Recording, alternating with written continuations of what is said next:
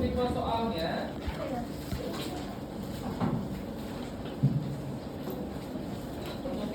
nanti ada dua ya, yaitu tipe soal multiple choice dan esai. Jadi ada dua tipe soal. Untuk multiple choice jumlahnya 15 soal.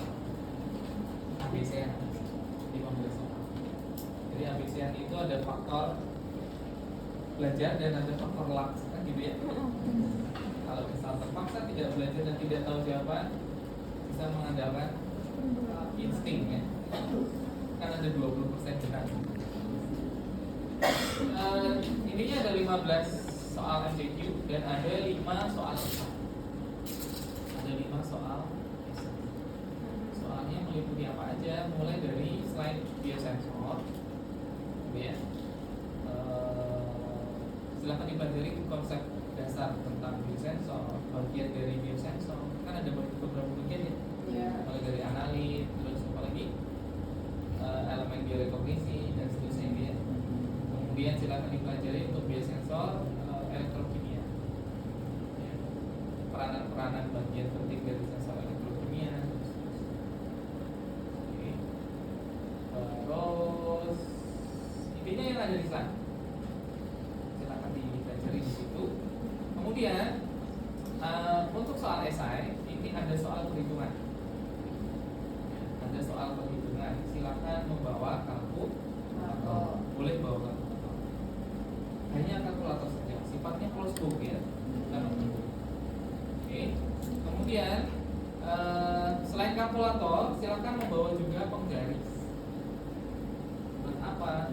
Coba perkirakan.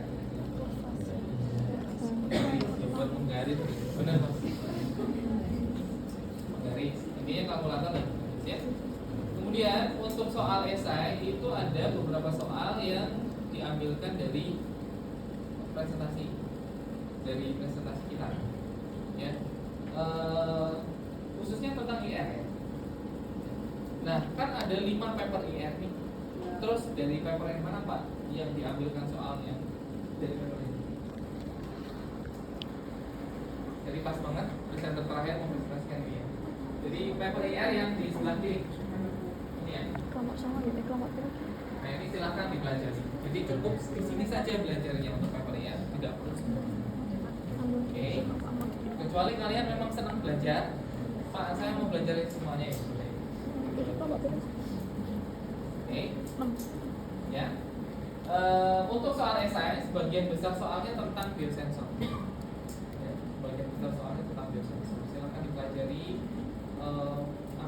tentang keseluruhan diskusi ya pada saat kita presentasi. Ya, kemudian tipe soalnya adalah tipe soal yang kalian tahu tipe soal HOTS? Iya. Kenapa kalian sudah tahu? Iya. Ya, tapi nggak semuanya. Ada beberapa tipe soal yang high order thinking skill ya.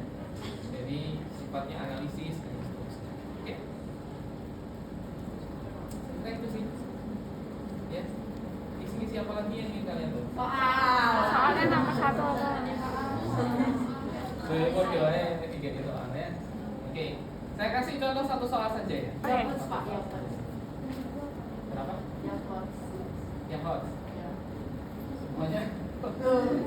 Enggak semuanya ya. Contoh soal perhitungan saja. Ya, kalau untuk jadi pada prinsipnya gini, saya tuh senang tipe soal yang menguji pemahaman, bukan hafalan kata kuncinya. Ya, jadi silakan dipelajari konsep dasar sensor misalkan, terus misalkan saya khawatir slip tang, ceplosan keluar soal ya. Coba. Coba Pak. Satu. 5 nggak apa-apa. Minggu aku bahas ya. Ini saya gini aja deh. Intinya kalian pelajari konsep dasar dari biosensor. Misalkan kapan sih biosensor yang dengan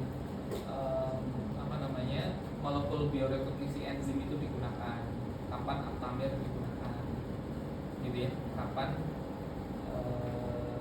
yang lain digunakan, misalkan ya pakai mikrobat dan seterusnya. Kalau untuk perhitungan, sesuai yang kita praktekkan di kelas sebetulnya, yaitu tentang LOB dan LOB. Ya, silakan dipelajari. Namun kalian nanti tidak perlu menghitung standar error ya, karena standar errornya langsung saya berikan di soal. Jadi intinya kalian nanti dapat soal, kemudian dihitung nilai sensitivitasnya bagaimana dan linearitasnya bagaimana.